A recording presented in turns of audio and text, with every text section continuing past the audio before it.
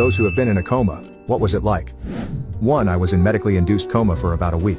The coma itself is not much to talk about. There is just a gap in your memory, even from before it happened. I don't even remember the accident that brought me there in the first place. Waking up from it is much different story though.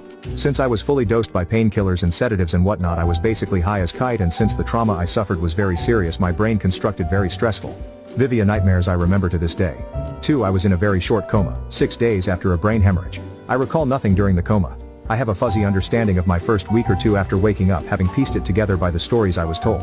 And memories of the days, leading up to it were temporarily wiped out, though they have since returned. This was over a decade ago, so take this with a grain of salt. My memory in general is imperfect at best. 3. Was hit by a car when I was 5 years old. Ended up with toxic shock syndrome and went into a coma for 4 months.